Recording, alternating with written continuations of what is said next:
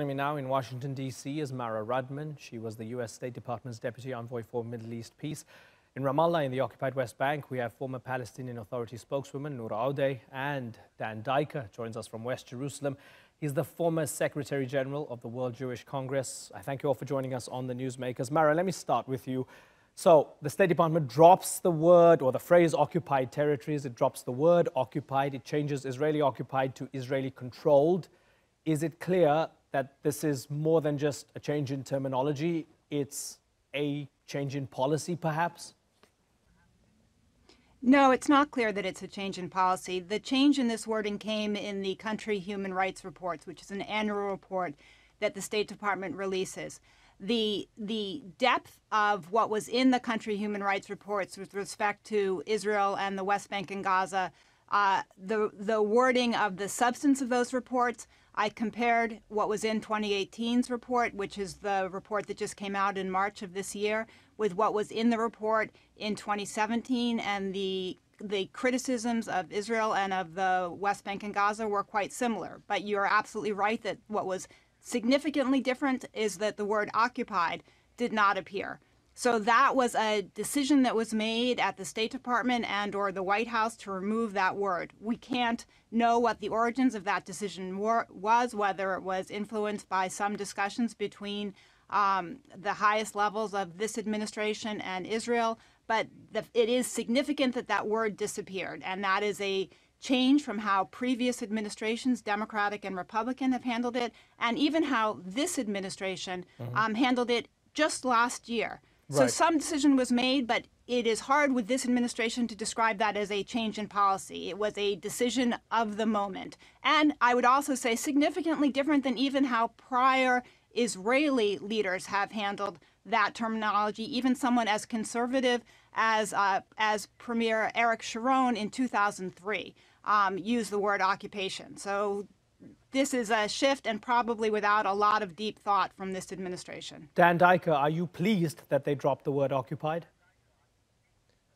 Imran, let me just correct my colleague in Washington. Ariel Sharon used the word occupation, but the Hebrew the Hebrew etymology of the word occupation is conquering. Israel did, in a defensive war, conquer the former illegally occupied Jordanian West Bank in 1967. The terminology was dropped by this administration. It was actually a correct move by the administration because the proper international legal nomenclature would be disputed territories. That means that both Israel and the Palestinians are, as claimants, are in a dispute. And in fact, the Oslo Accords, which was internationally witnessed and guaranteed by the United Nations and the European Union, Egypt, and the international community, have actually empowered this bilateral disagreement, this dispute, that would only be solved by negotiation. So the idea that Israel, this use of the word illegally occupied is incorrect, and in fact has been weaponized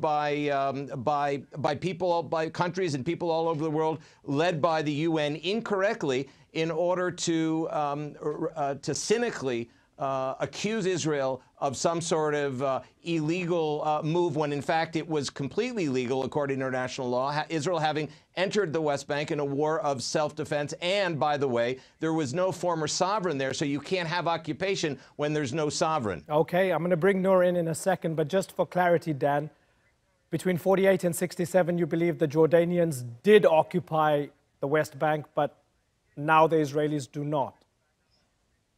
No, it's not what I say. It's as Trigi Evlai, who was the first Secretary General of the United Nations, said of the Jordanian invasion in 1948. This was the first act of aggression since the Second World War. Those are his words, not mine. Noor Audeh, let's bring the Palestinian in Ramallah in. Your response to Dan? Well, I mean, I really don't want to engage in an argument over attempts to rewrite history and to rearrange the chips in international law and international narrative to fit the narrow definition of the right wing in Israel. The word occupation and the use of the word occupation is a legal qualification. It is endorsed by all bodies of the United Nations, including the International Court of Justice.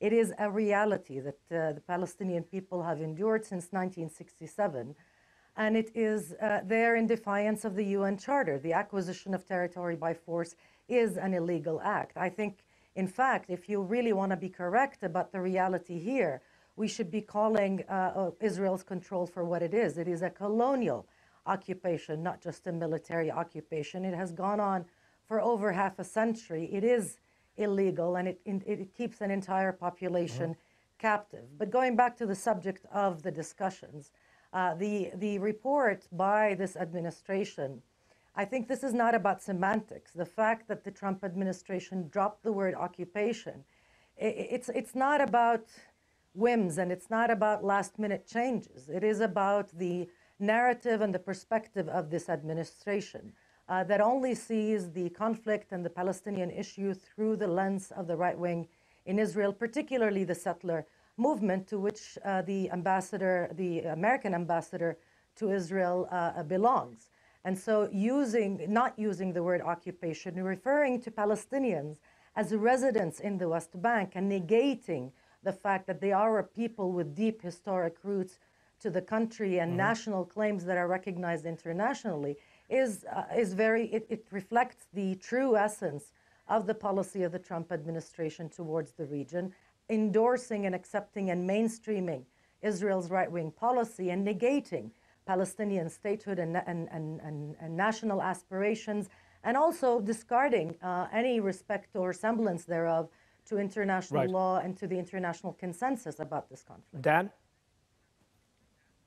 You know, with great eloquence, my colleague in Ramallah has basically misled the international community watching this program. There is no such thing as an illegal occupation. There's an occupation. Occupation is a legal term that does not apply to the sui generis situation in the West Bank. Let's be very clear. The Jordanians bombed Jerusalem in 1967, bringing Israel into Judea and Samaria, which is part of the 3,000-year-old Israeli territory. However, when Israel and the Palestinian Liberation Organization signed the Oslo Interim Agreement in 1995, following the Oslo Exchange of Letters in 93, this whole issue of occupation, settler colonialism is an absurdity, because you have an agreement by two parties to resolve their differences diplomatically and bilaterally. So when my colleague in Ramallah starts calling Israel a settler colonial implant, it really reflects what she truly believes, is that in her view, and in the view of Dr. Saeb Erekat and even Mahmoud Abbas, Israel has no right to exist anywhere in the Middle East as a nation state of the Jewish people in any borders, period. That's their position, and they dress it up in this elegant language that's completely nonsensical. No.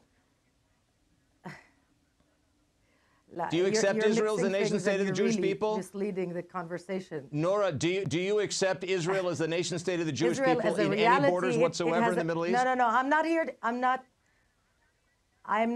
not here to prove anything to you, sir. Israel is a state. No, you're not proving. You're accusing Israel. It has yet to declare.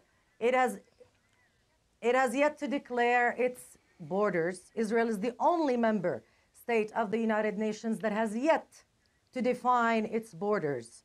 It is an anomaly in international That's because you don't accept Israel in any borders. Israel is a state. You can call yourself whatever you want. Okay, hold on. No. Okay, so hold on, both of you, both Noura and Dan. You can call yourself whatever you want. Okay. But you cannot require the Palestinian people to recognize you in a way that negates their own history and roots. Okay, and so I'm not going to engage with you in that discussion. Okay, Noura and Dan, I want to put a pause on this for a second, and I want to ask Mara, from the US, the Trump administration's perspective, what is the message then to the Palestinians if we fold in the other issues of the embassy move to Jerusalem, the cutting of funding to USAID, and other such moves? The message to the Palestinians is what?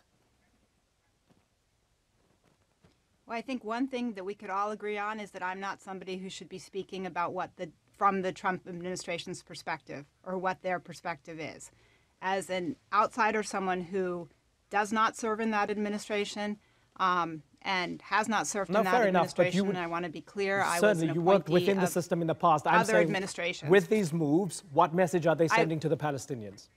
I believe that and I want to be clear about what just happened. This was because what I have done is served in administration, so I know what these things are and what they're not. And I actually I actually travel within the realm of facts and understanding how very politicized all these issues are.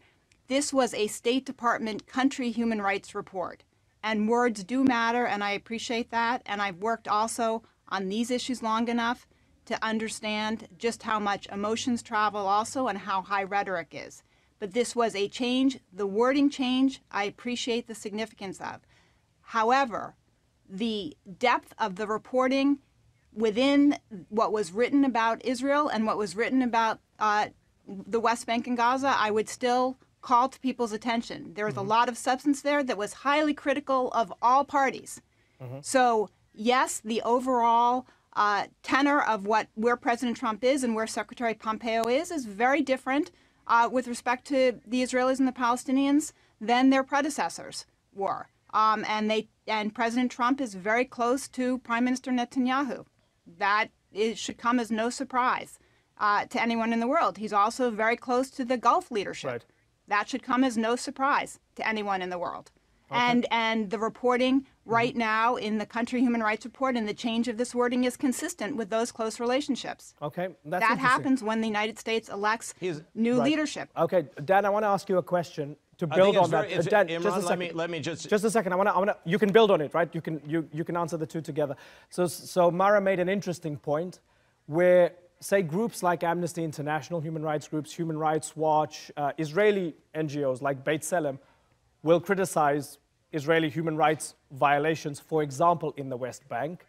And this report has done exactly the same as well, but it's just not used the word occupation. So do you accept that it's very similar as a human rights report to the criticism that has come from other human rights organizations as well?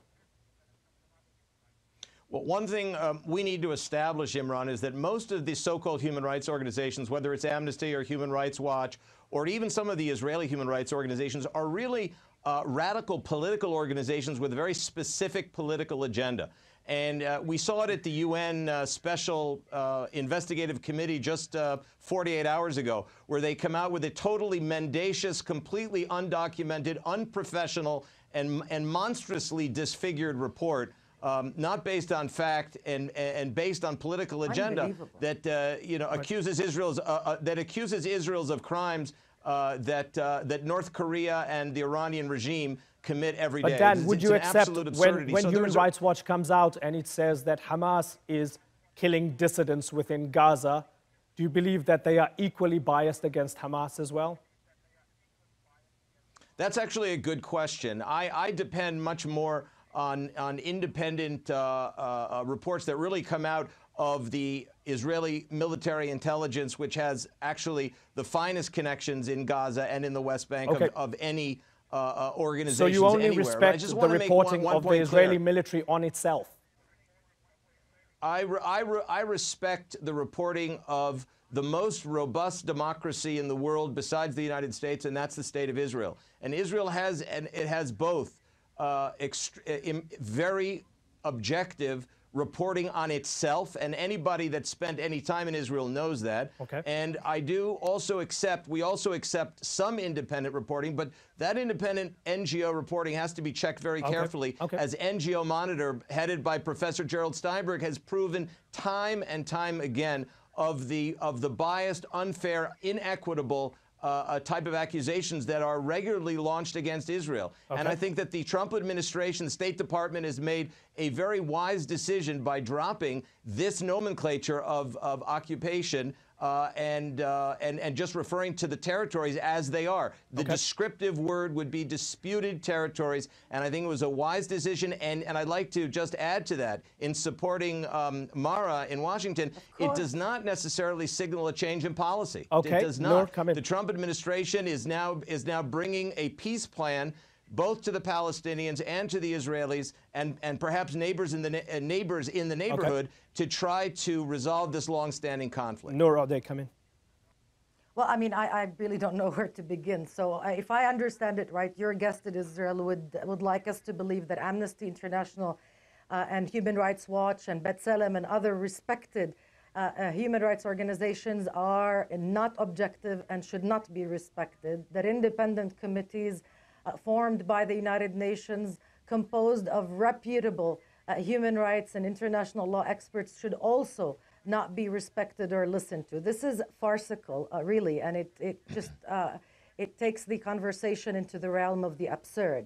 There is an international order here that states have adhered to since the end of World War II for a very simple and very important reason, which is that if you don't adhere to laws and regulations and standards, and if you don't hold everybody accountable to the same standards, you're going to have chaos. Israel is not above the law. It has to be accountable. And as Israeli human rights organizations, as well as international organizations, have documented year after year, Israel is guilty of pervasive human rights violations. There is a system of oppression that denigrates the value of Palestinian human lives. It does not respect those rights. It does not respect the rights of the Palestinians, whether they're human rights or national rights. That's the reality. It's been very thoroughly documented, and it's not really in dispute. We can discuss semantics, we can delve into alternative realities, but the fact remains, you have right now an American administration that is part and parcel of the problem, of the conflict. It is not an independent party. It is not a peace broker. It will not be offering a peace plan. What it will be offering, if it offers anything, will be something that Jared Kushner and Jason Greenblatt and the ambassador, the American ambassador to Israel, have brought together to mirror and whitewash the occupation, to mainstream it, to make sure that Arab allies forge relations with Israel at the expense of Palestinian rights. And that's why it won't work. Listen, you all know how this works, and you've done this before. I can't get an extension on your satellite window, so you're going to drop off the air within about 20 seconds or so if I don't end this. And that's unfortunate, because we could continue, and I'd love to have you all back on the program again in the future. Mara Radman, Noor Aude, and Dan Diker, I thank you very much for joining us on the Newsmakers.